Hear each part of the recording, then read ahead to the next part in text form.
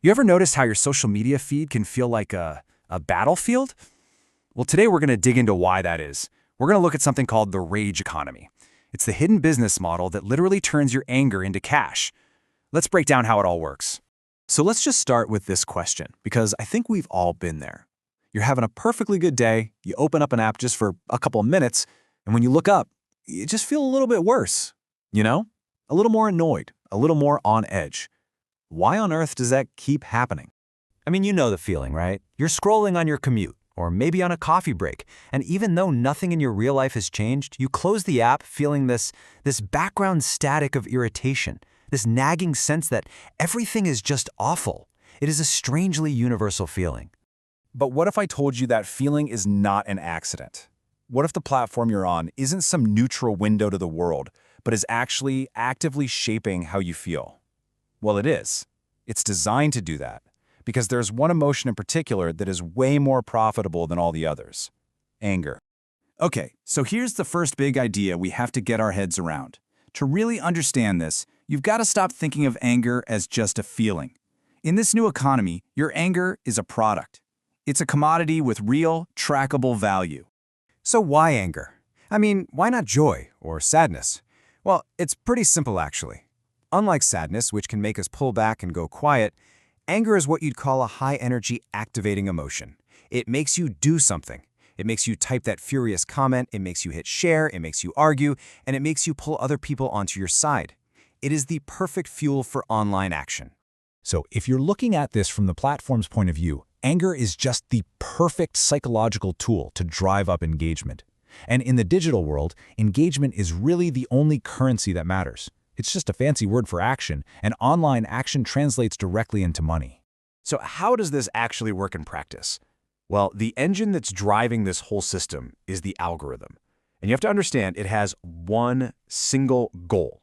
Its goal is not to show you the truth. It's not to promote peace and understanding. It's not to make the world better. Its goal is profit, full stop. And it achieves that goal through a brutally simple and incredibly effective loop. See, the algorithm learns to push the most emotionally charged content at you because that's what gets the most engagement.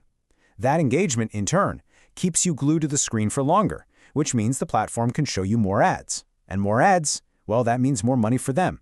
It's a perfect self-fueling cycle. Now, this whole idea of emotional contagion, it isn't just a theory. Back in 2014, there was this massive and pretty controversial Facebook experiment that proved it. They secretly tweaked the feeds of almost 700,000 people, showing some of them more positive posts and others more negative ones. And the result? It was crystal clear. Moods are infectious. The people who saw more negativity in their feeds actually became more negative themselves. Your feed can literally change how you feel about the world. Okay, so if the algorithm is built to provoke emotion to make money, what's the most reliable way for it to do that? Well, it's not just about making you feel simple emotions.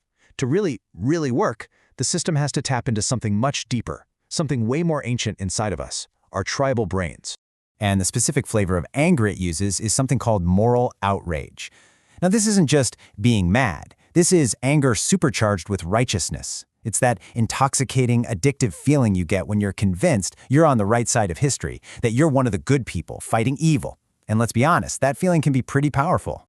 And this works so well because at our core, we are tribal creatures.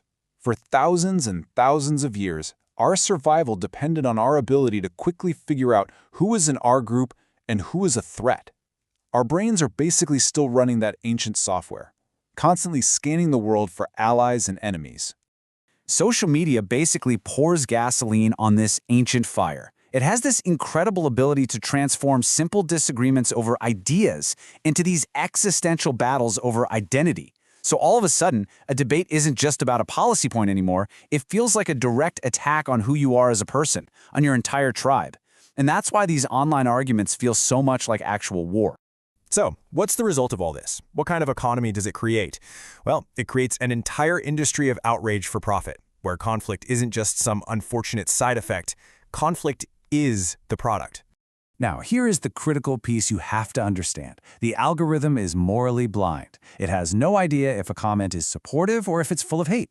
It doesn't know if you're sharing something because you love it or because you're sharing it to show everyone how horrible it is. All it sees is the click, the engagement.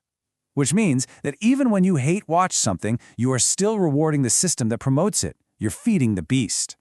And this whole dynamic leads to that feeling I think a lot of us have these days. You log on and you just think to yourself, what is wrong with people? Is everybody losing their minds? Is society just collapsing? It can feel genuinely upsetting. But here's the thing. You're not actually seeing a true reflection of humanity. You're looking into a carnival mirror, one that has been deliberately warped by an algorithm to show you only the most extreme, the most provocative, and the most anger-inducing stuff it can find. Why? Because that's what keeps you hooked. It creates this toxic feedback loop of stress and outrage. Okay, so that is the problem. It's a pretty big one. But just explaining it isn't enough. The real question is, what do we do about it? How can you actually escape this thing? Let's talk about some real, actionable strategies. All right, here are 3 simple but really powerful steps. First, learn to recognize that feeling, that little jolt of emotional heat rising in your chest when you see a post. The moment you feel it, just pause. That is the signal that your emotions are being farmed. Second, and this is a big one, stop arguing in the comments. Just stop. They aren't a town square for debate. They're an arena designed for fighting. And third, treat your feed like you treat your diet. Be ruthless. Unfollow the accounts that just make you angry, and deliberately follow things that actually educate or inspire you. And look, if you only remember one thing from all of this, please let it be this. Your feed is your emotional diet. Just like the food you eat literally builds your body, the content you consume builds your mind, your mood, your outlook. You truly become what you consume online. So the next time you feel that surge of outrage welling up while you're scrolling, just remember, that feeling might not be entirely yours. It might not be about your genuine values. It might just be the business model doing its job. Your anger is a resource, and it's being mined for profit. And the single most powerful thing you can do is to simply stop feeding the machine.